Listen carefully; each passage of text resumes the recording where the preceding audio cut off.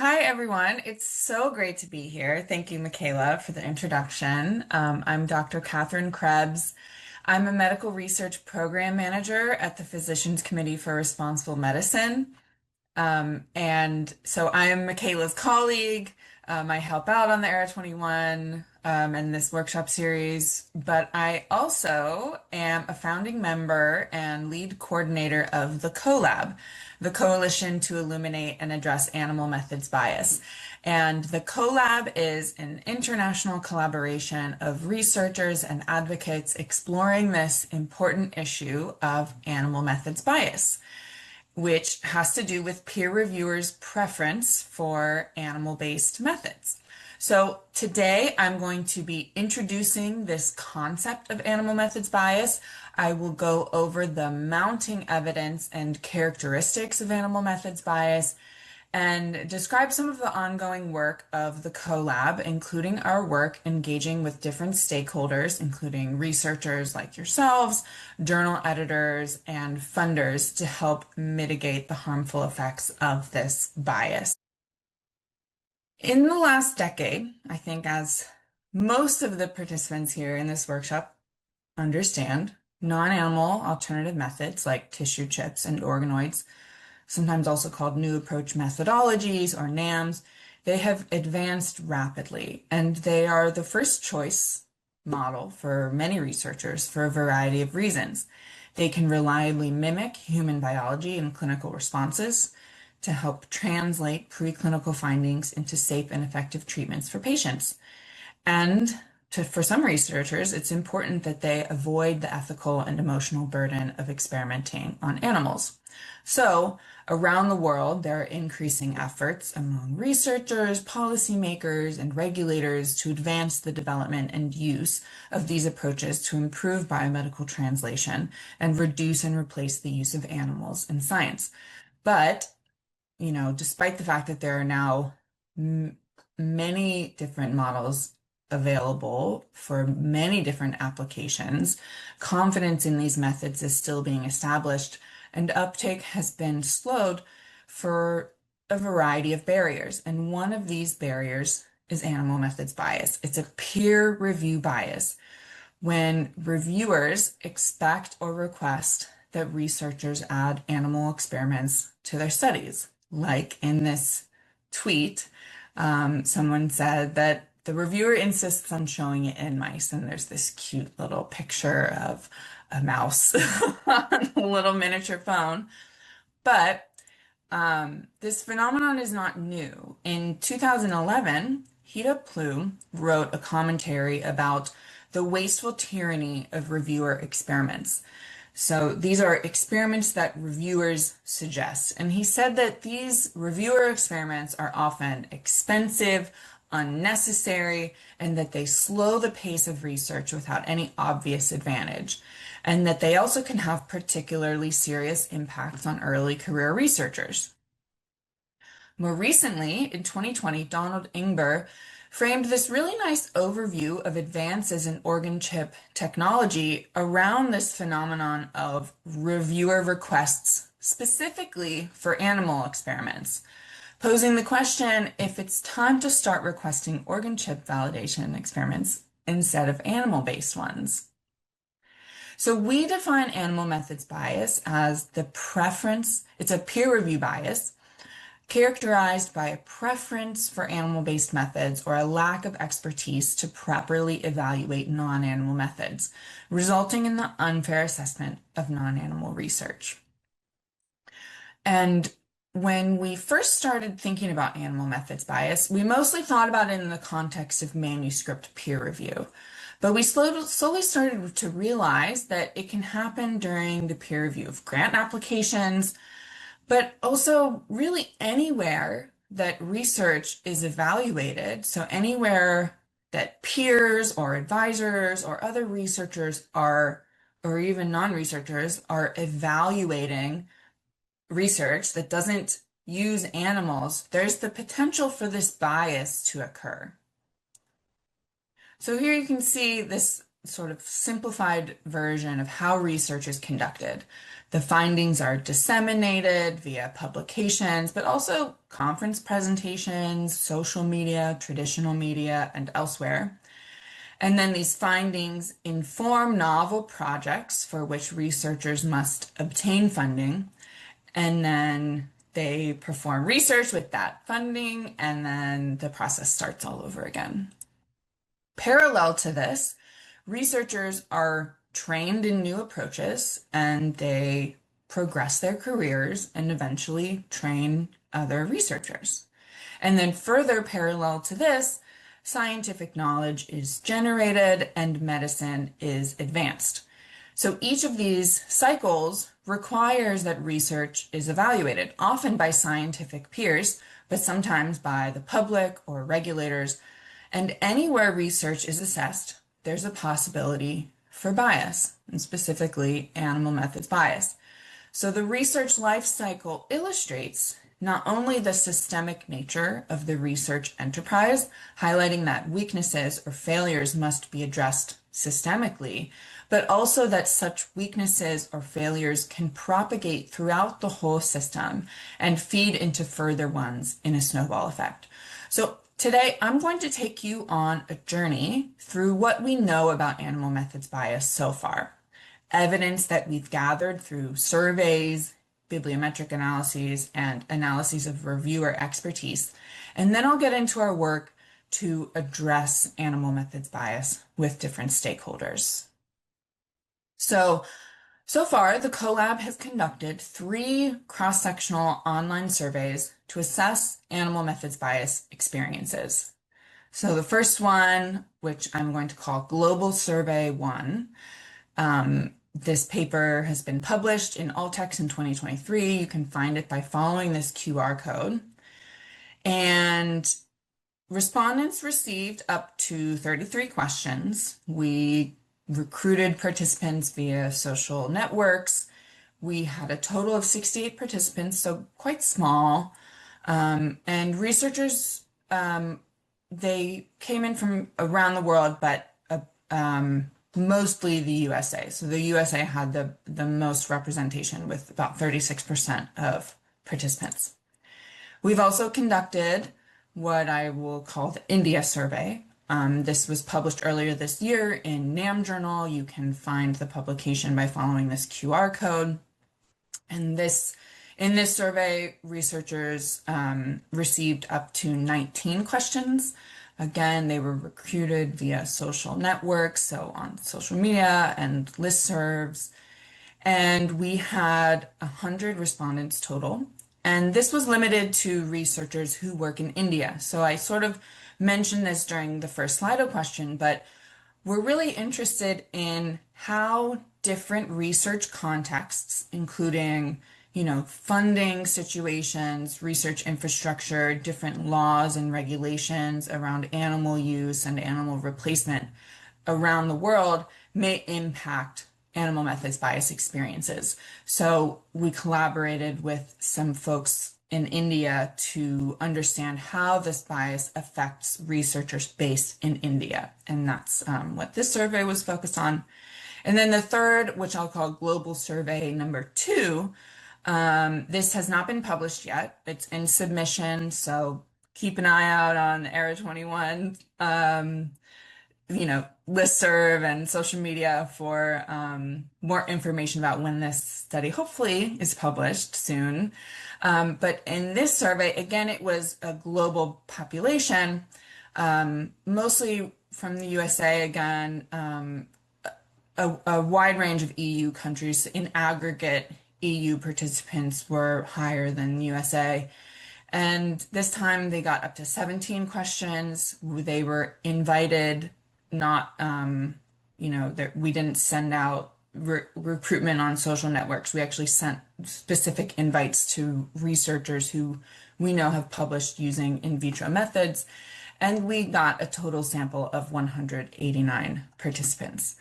So these are the 3 surveys that I'll be mentioning, and I'll sort of use this format to go through the findings to kind of show you what the main findings from all of these surveys have been and I'll include the QR codes so you can pull them up at any time. But I encourage you to look at the papers and read them. Okay, so I'm going to start with what we know about animal methods bias in the context of publishing. This is the primary way that researchers disseminate their finding. And of course, it plays a major role in the progress of researchers' careers. So researchers are heavily incentivized to publish at all costs, which can sometimes cause them to capitulate to reviewers' unjustified expectations or requests, even at the cost of ethical principles. So, one of our main findings was that some researchers perform animal experiments for the sole purpose of anticipating reviewer requests for them. So in other words, outside the context of review, they did not think the experiments were necessary. In Global Survey 1, 31% of our respondents said that they've done this. In the India survey, 22% of our respondents said that they've done this. And in Global Survey 2, 18% of our respondents said that they've done this.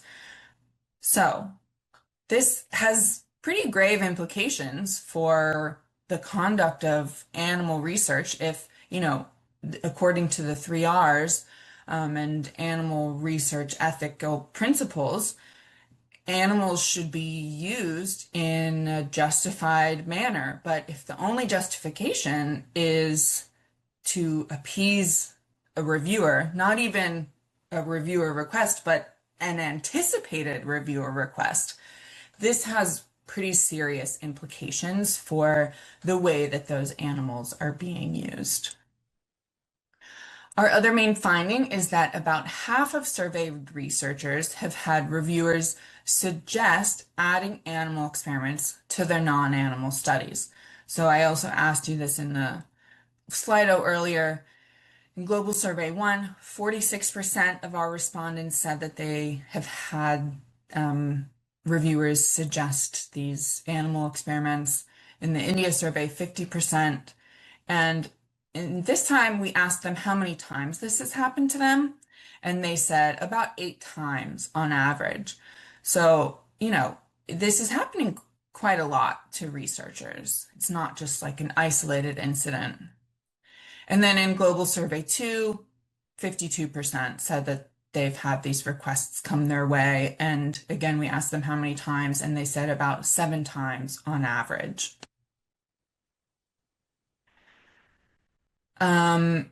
In Global Survey 2, we also asked this question to more explicitly point to experiences of bias, where we asked them if they felt a non-animal study received an unfair or biased negative peer review because it did not use animals.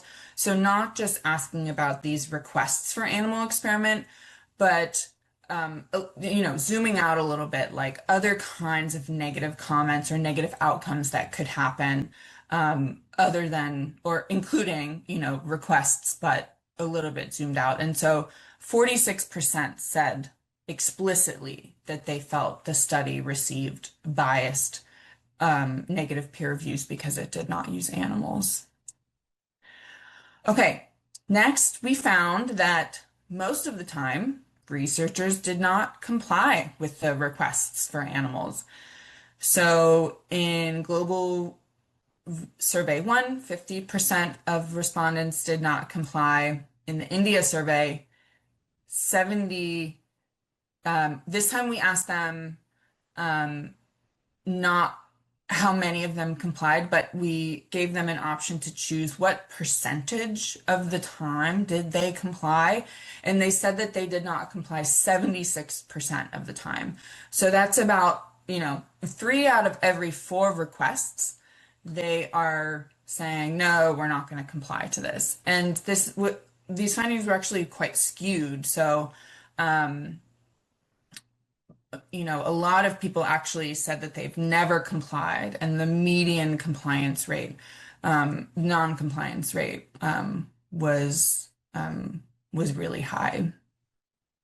And then in Global Survey 2, respondents said that they did not comply 79% of the time. So this time is closer to about every 4 out of every 5 requests they aren't complying. And again, heavily skewed. So 37 out of 98 said that they've never, ever complied. All right, then we found that researchers often felt these requests for animal experiments were unjustified, unnecessary, or infeasible. So in Global Survey 1, 35% of respondents did not feel the requests were justified. In the India survey, we asked the respondents for their reasons for not complying, and they said that the experiments weren't feasible, that they were beyond the original scope, that an alternative method was provided instead, or that they just went ahead and submitted to a different journal. And then again, in Global Survey 2, we asked them why they didn't comply, and they said very similar reasons, that the experiments weren't feasible, that they weren't necessary, beyond the original scope, or that they generally avoid using animals. Okay, then we found that researchers experience negative consequences as a result of biased reviews. So in the India survey, we asked them about their negative experiences due to unfair or biased reviews of non-animal studies. And 59% said that they have had to publish in lower impact journals, which, many of you actually said in the response to your Slido and in the responses to the Slido earlier. 56% said that they've had manuscripts rejected or they've just withdrawn them. 49% said that they've experienced delays in publication, and 33% said that they've had negative impacts in obtaining funding. And I just want to highlight that only 16% of respondents said that they've experienced none of the above negative impacts. And we gave them an option to provide an other as well. So this indicates that, only a small portion of researchers who've had these biased reviews say that there's been no negative impact because of them. So most researchers who are experiencing these biased reviews have some sort of perceived negative consequence as a result. In Global Survey 2, again, we asked these about these negative experiences, and this time 65% said they've published in lower impact journals. This was the top hit both times. As the second top hit was also manuscript rejection or withdrawal, and then delays in publication. And again, only 16% said that they've experienced none of the above. So most researchers are experiencing some kind of negative consequence as a result of these biased negative reviews. The other main finding that I want to highlight is, so I'm going to point to a couple things that respondents said when we asked them in an open-ended question to elaborate on their experiences. And one of the things is that they point to reviewers' lack of awareness of NAM's value. So this one respondent, this was in Global Survey 1, they said that referees ask for animal experiments because it is customary, not because it is necessary. Many are unaware about the potential of in vitro or in silico methods. And this is important because this highlights that lack of awareness of NAM, the value of NAMs, can lead to biased reviews. And this is going to come into play a little bit later when I'm talking about our strategies for mitigating this bias.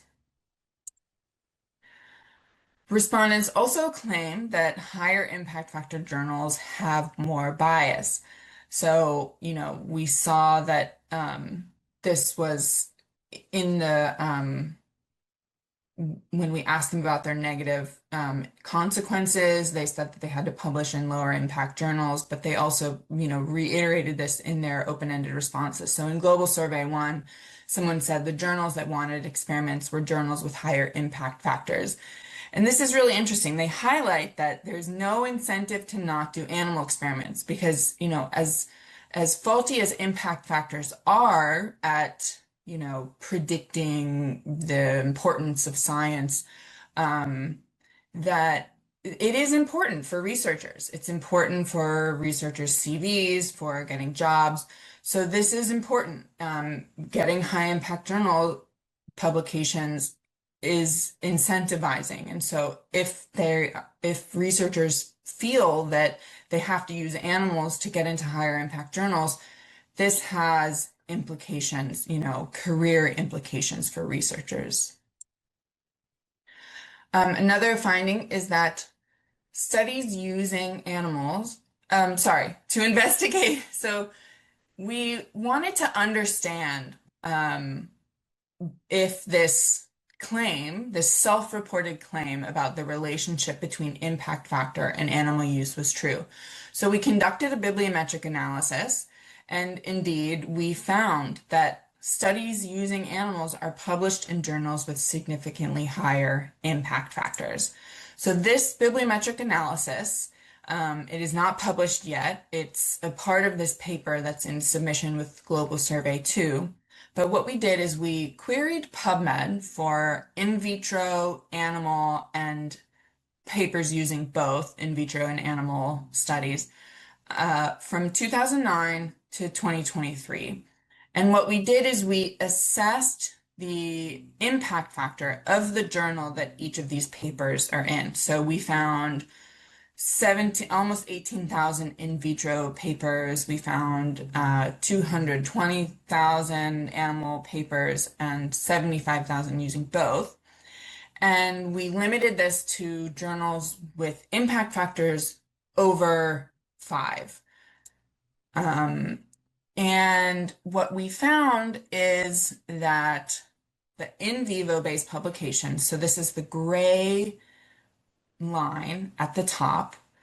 On the x-axis is the year, and on the y-axis is the impact factor. You can see that this gray line representing in vivo based publications consistently over time have higher impact factors, or these publications are in journals with higher impact factors. And then in blue are the in vitro based publications, and in orange are the publications that use both. And we did test this for significance, and these are consistently significant differences. We did, however, find that if you stratify the results by field, so if you look at the field, the broad sort of life sciences biomedical field of the journals, there are some different patterns. So in some fields, there isn't such a big difference in impact factor between animal and in vitro studies. So, for example, in journals in the fields of pharmacology, toxicology, and pharmaceutics, the journal impact factor across time among in vitro studies, animal studies, and studies using both, again limiting it to impact factors over 5, it's not so different. So you can see that the gray line, which is in vivo based publications, and the blue line, which is in vitro, and the orange line, which is both, they're quite similar. And actually, in recent years, the in vitro based publications might even be starting to trend higher than in vivo. Okay, so our surveys have been primarily interested in animal methods bias in the context of publishing peer review, but we have sometimes received insights about grant review experiences, even when we're not explicitly asking about it, but we have started to include some questions in our surveys about grant review, and we have a little bit of insight based on some workshops that we held as well. So I'm going to tell you now, shifting gears from animal methods bias in publishing to animal methods bias in the review of grant applications. So, unprompted, respondents tell us about biased grant reviews. So this is what someone said in Global Survey 1. In my experience, reviewers on grant panels are even more likely to ask for animal experiments than manuscript reviewers. This is a quote from Global Survey 2. When applying for grants related to ischemic stroke injury using in vitro models, reviewers on several occasions emphasized the limitations of the model while requesting the inclusion of an animal model into the study design. And then again from Global Survey 2, I was recently told in a grant review critique that a weakness of my study was lack of an animal model. Okay, so in the India survey, we asked about grant experiences during grant application review explicitly for the first time, and we found that researchers felt that a lack of animal experiments in their grant proposal negatively influenced its evaluation. So 57% of respondents said that they felt the lack of animal experiments in their grant proposal negatively influenced its evaluation. And when asked to explain what happened, they said that reviewers required animal validation or that non-animal proposals were considered lacking novelty or incomplete. We also have heard firsthand accounts from researchers about animal methods bias during grant review. And this is from a workshop that we held in 2024. This workshop report was published in NAM Journal last year, so you can follow this QR code here to read more about that workshop report. But these are some of the main findings from this workshop, where we heard directly from researchers who are using NAMs in vitro models about their experiences. So first, we found that there's an insistence on employing animal-based methods for the validation of in vitro findings, even in some cases when these methods do not exist. So we heard from one researcher who studies this particular disease area, and he said there's no animal model for this disease area, and still grant panels are asking for animal evidence or an animal component of this study. They also said that there's a preference for animal-derived data over more clinically relevant, even patient-based research. So we're not even talking like, a cell culture. We're talking about directly derived from patients or using human subjects. Still, grant panels are preferring animal-derived data. And then some panels just flat out rejecting the proposed NAM-based model. So again, you can read more about this funding workshop in NAM Journal if you follow this QR code. And I'm going to talk about it a little bit later on if you missed this QR code now. Get started. So moving into the second half of my talk. What I discussed in the first half of my talk was the work of the evidence working group of the CoLab, which focuses on building evidence of animal methods bias and characterizing it and, understanding, what it is so that we can inform this work to begin to address it. And that is the work of the mitigation working group. So the mitigation working group engages with different stakeholders to mitigate animal methods bias, to address its harmful effects on researchers and biomedical research. And so we engage with the scientific community, including early career researchers like yourselves, but also publishing stakeholders, including journal editors and peer reviewers, and then also funding agencies like the National Institutes of Health or other funding bodies around the world. So, oh my goodness. Sorry, I just scrolled way too far. Okay, so I'm going to get started with how we engage with the scientific community.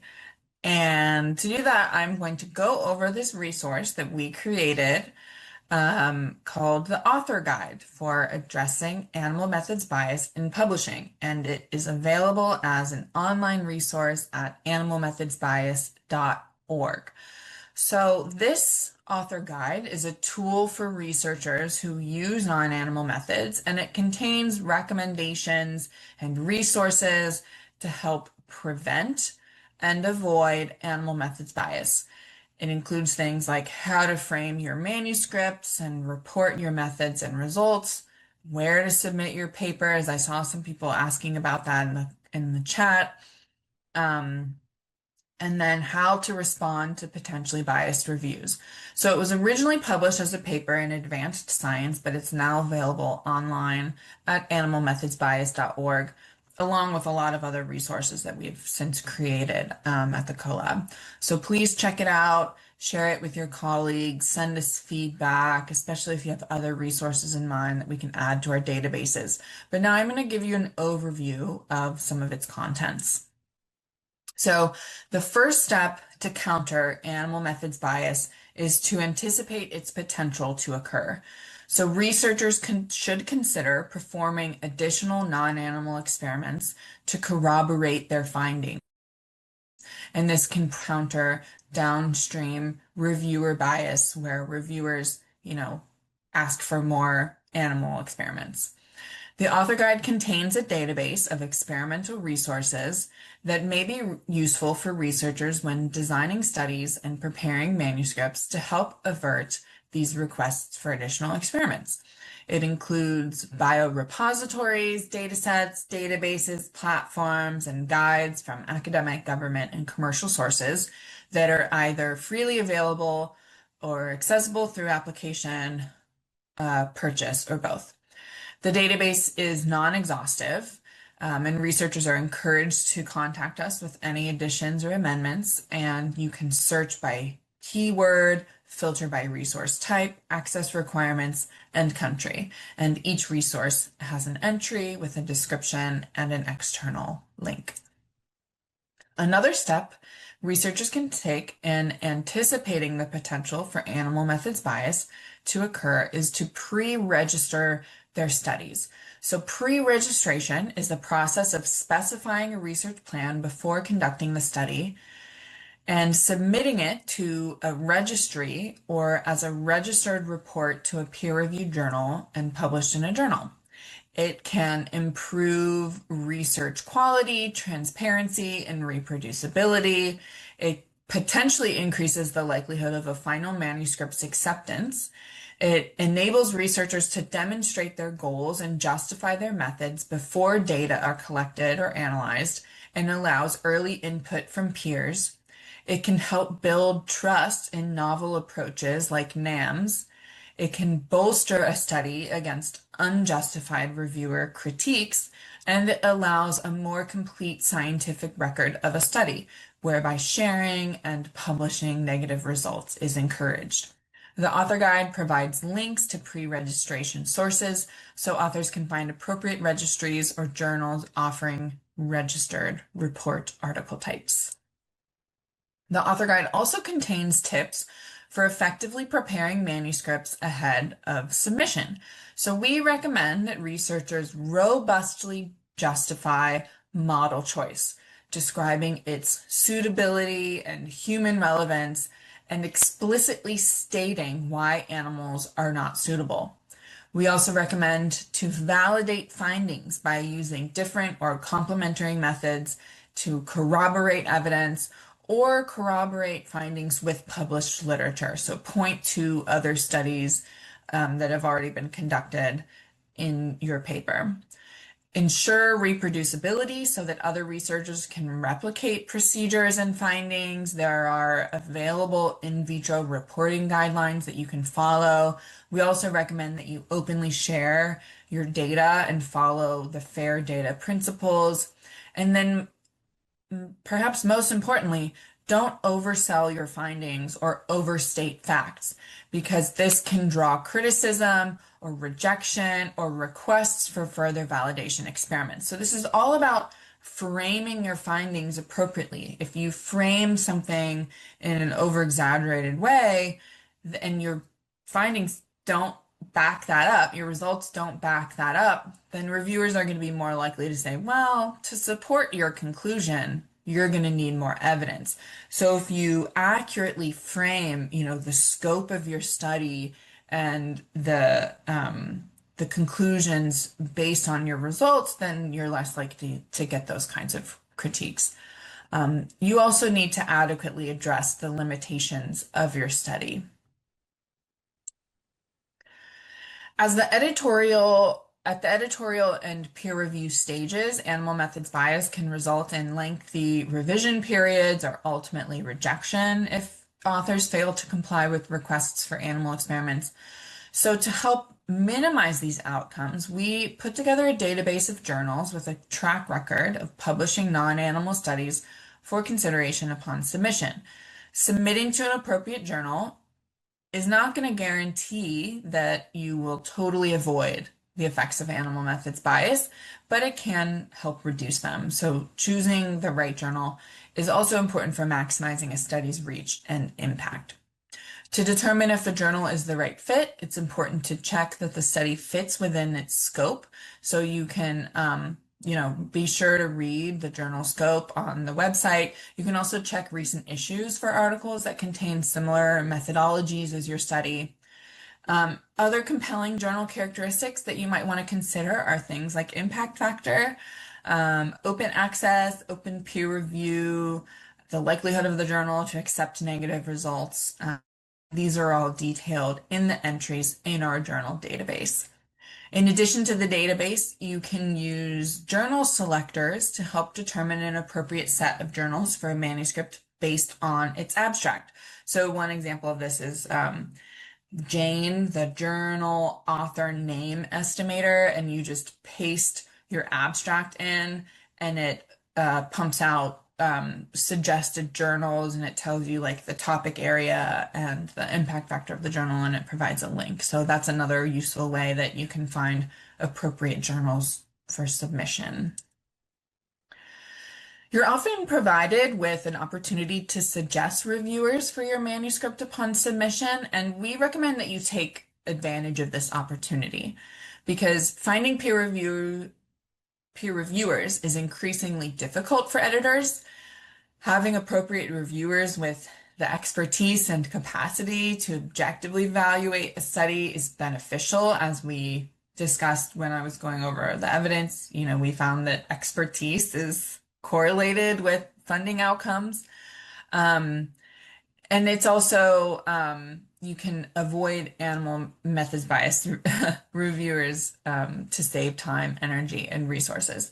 So the author guide has tips for suggesting reviewers, including try to suggest 3 to 6 reviewers.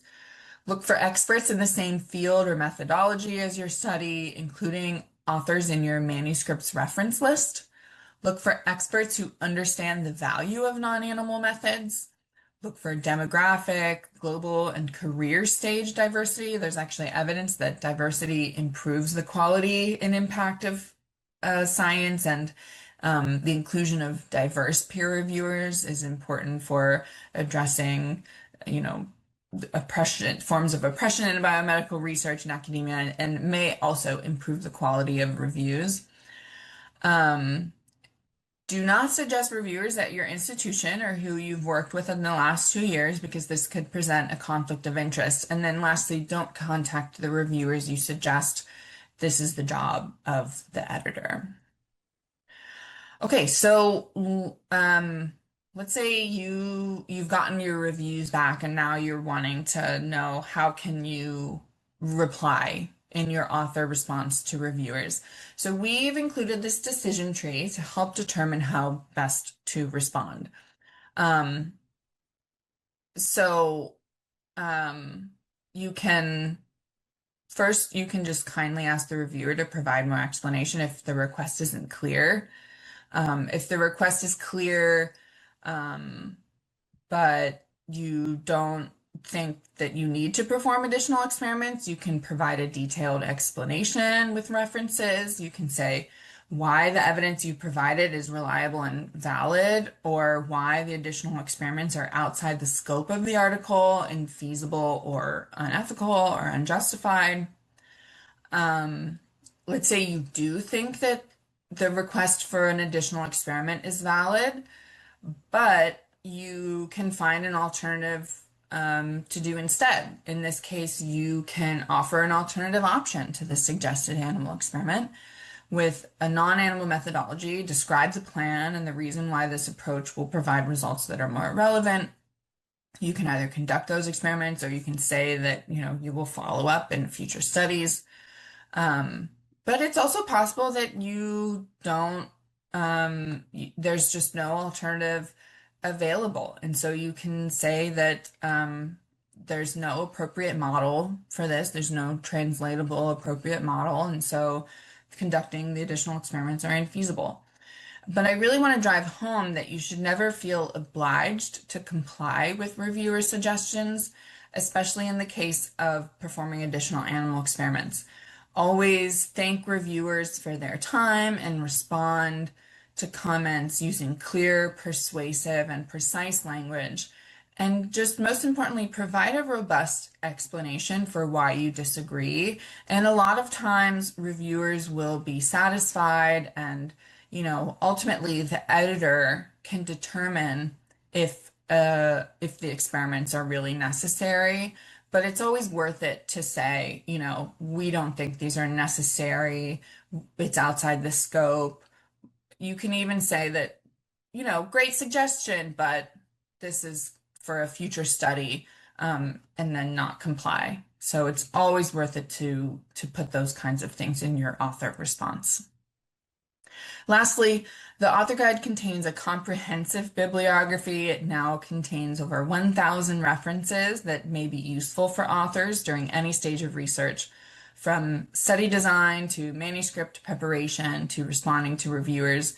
And it's available on animalmethodsbias.org, but it's also available as a Zotero library. So you can actually request access to this on Zotero, and we can give you access, and then you can, directly link the Zotero to your Word documents and add references straight in from there. I find this super useful. I use this library almost every day.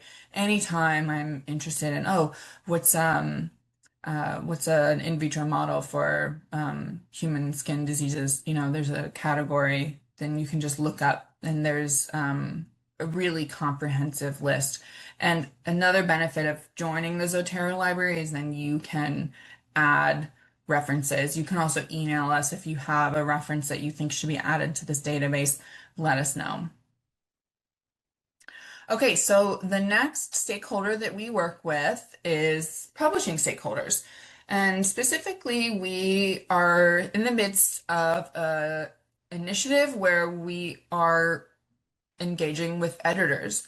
So in phase one of this initiative, we came up with a set of recommendations for journals to implement policies or take action to help mitigate animal methods bias.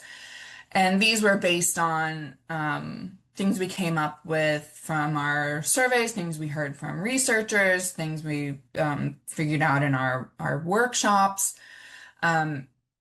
interventions that we've developed, but they sort of ranged in terms of their feasibility. Maybe publishers would be less inclined to implement something that's going to cost them a lot of money.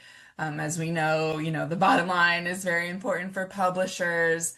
They also ranged in terms of their potential impact on animal methods bias.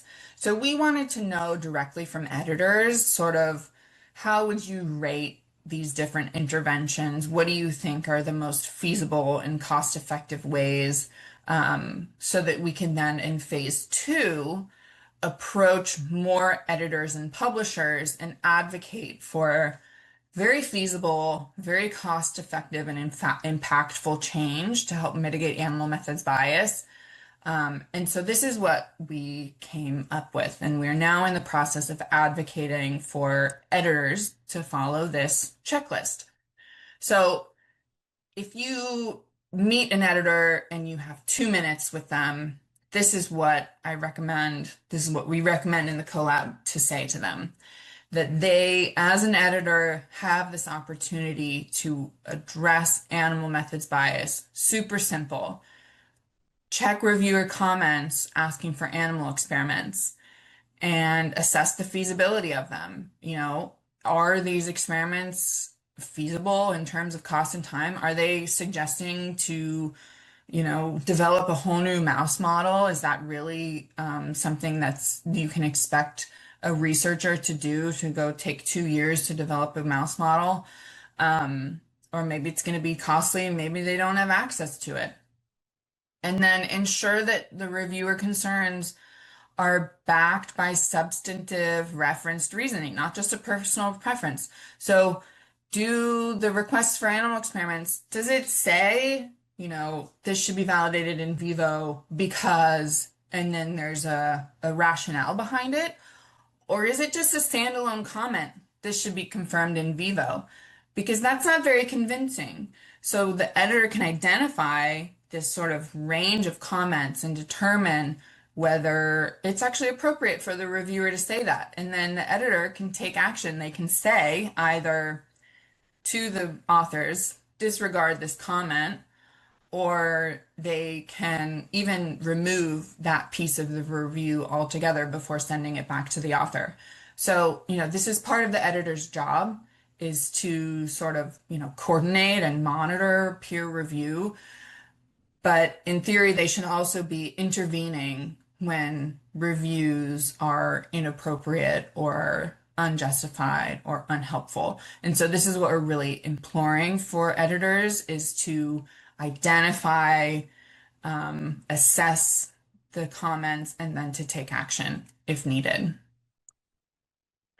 If editors lack NAM's expertise, it's important to consult other reviewers. So if there are non-requesting reviewers, you can ask their opinion.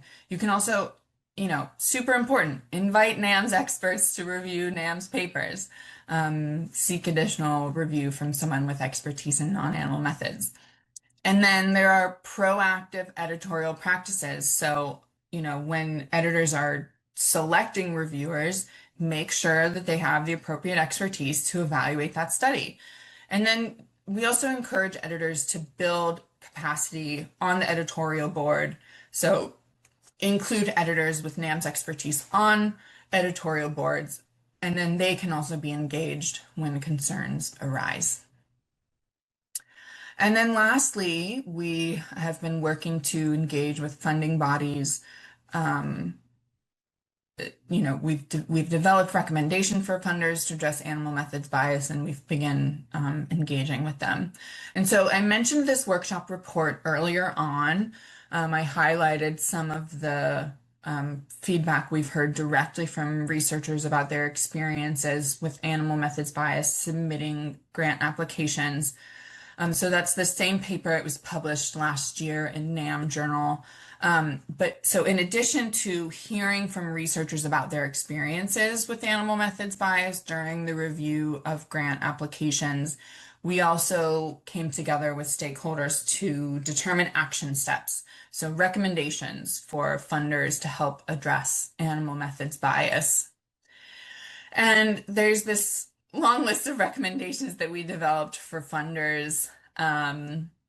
Super important to educate reviewers about animal methods bias and the value of non-animal methods. As we heard from our survey responses, that some reviewers just simply aren't aware of non-animal methods or the value of these methods. And so funders can put on, webinars, they can post blogs, they can, put out sort of general education campaigns to ensure that researchers participating as reviewers are aware of the value of non-animal methods and that these methods are a priority for the funding body. We also recommend that they invest in non-animal research only funding streams so that researchers using NAMs are not competing against researchers using animals. And this way you can really target the expertise of the grant panels so that they have the appropriate expertise to be able to evaluate these non-animal studies. We recommend that non-animal methods are not excluded from funding opportunities. You may have seen that the NIH came out with a policy last year saying that they would no longer they would no longer propose funding opportunities exclusively for animal models. So in the past, they would have put out a funding opportunity, for example, animal models of Down syndrome. And now they will not exclusively seek proposals for animal experiments. Instead, it would say experimental models of Down syndrome. And researchers can apply for funding from this opportunity using animal experiments, but they can also apply using NAMs. And so it's really important that NAMs are not excluded from these funding opportunities. We recommend that they implement evaluation criteria to assess methods based on their suitability for the research question, context of use, translatability, and human relevance.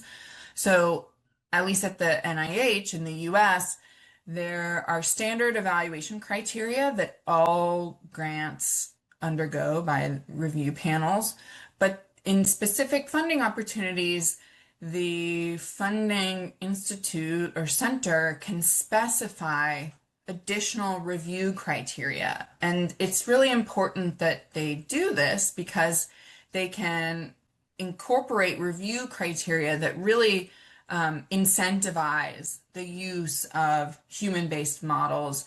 They can promote, the better scoring of models that are highly translational and have human clinical relevance. And so it's really important to, as funding bodies are prioritizing more of these human-based models, to incorporate these review criteria so that reviewers are really on board and reviewing these models accordingly. It's also important for funders to implement bias reporting mechanisms. So at the NIH, there are bias reporting mechanisms, but it's important that researchers use them. If you feel like you got a biased review, use the reporting mechanism and let the funding body know that you feel you received biased comments. It's important that funding bodies are aware of these researcher experiences with bias so that they can address them. Another potential option is to allow rebuttals to review decisions. This is something that researchers are allowed to do with their manuscripts. It's something that funders could implement as well. Of course, ensuring that review groups include non-animal expertise. Again, we've talked about this several times over this presentation, but it's really important that reviewers have appropriate expertise in order to evaluate non-animal methods. Investing in non-animal research infrastructure is crucial. This is going to do all kinds of things, have all kinds of benefits for NAMs and clinical translation, but it's also important to help address bias because the more these models are available, the more that trust and confidence is established in them, then hopefully this bias will eventually fade away as a thing of the past. And then lastly, we recommend either that funders investigate themselves animal methods bias or to facilitate investigation of animal methods bias. And so there is some precedent, at least at the NIH, to allow external meta researchers to look at not review comments, but at least funding rates.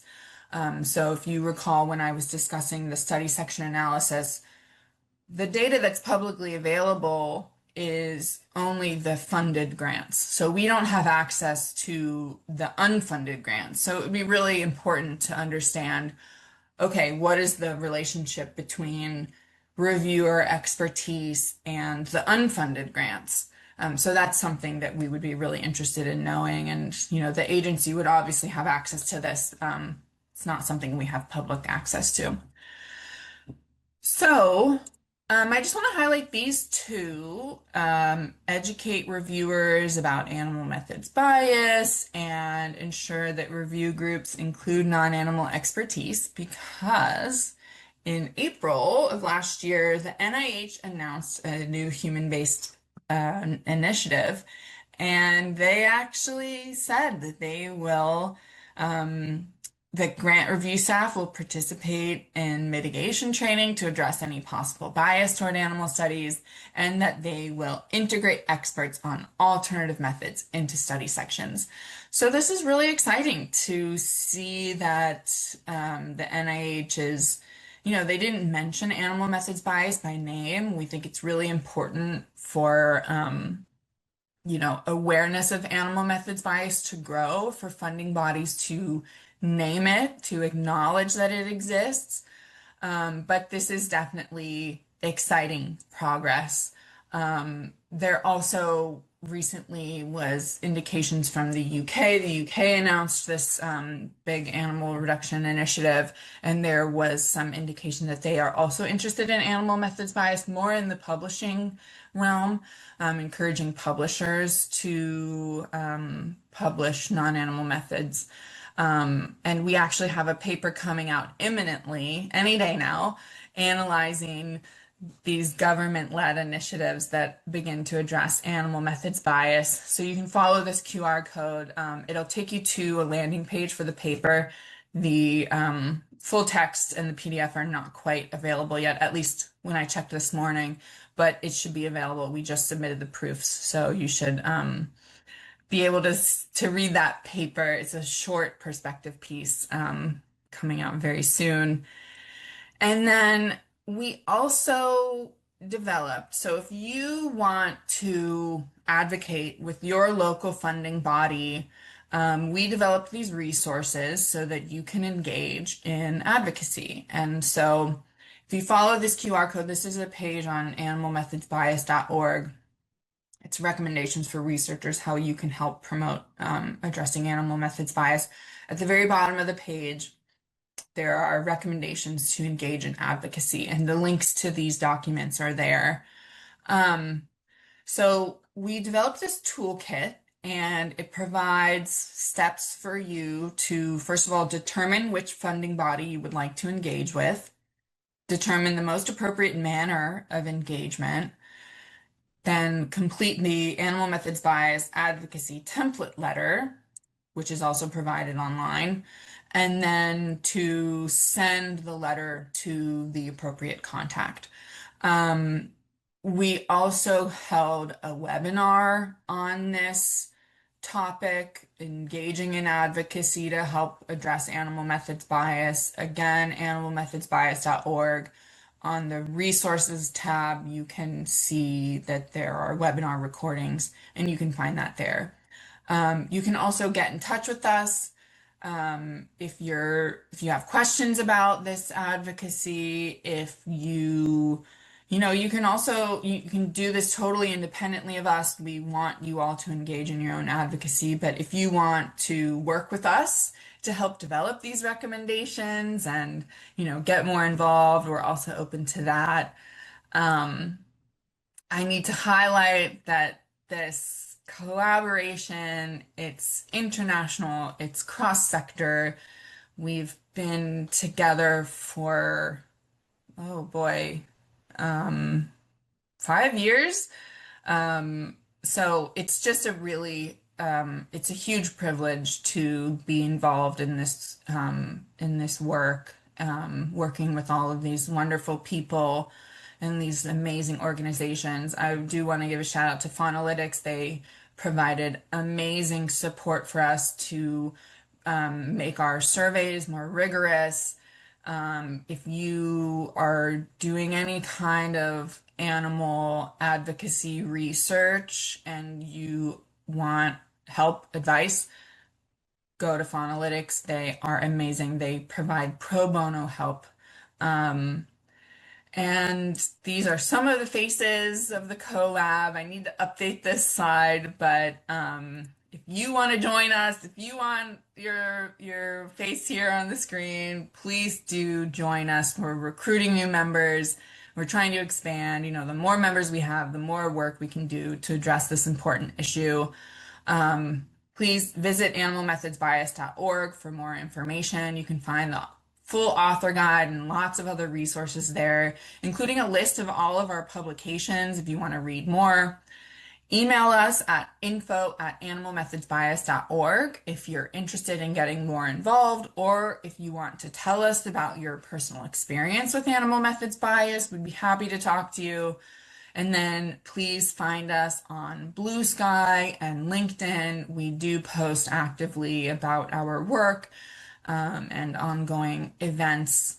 And I just lastly wanted to mention that I will be at the summer immersion that Mikalah mentioned in June in Baltimore. I'll be presenting again about animal methods bias. So, those of you who were, you watched the whole presentation, you'll already be experts. But this is going to be a really exciting event. And so I really encourage you all to join us.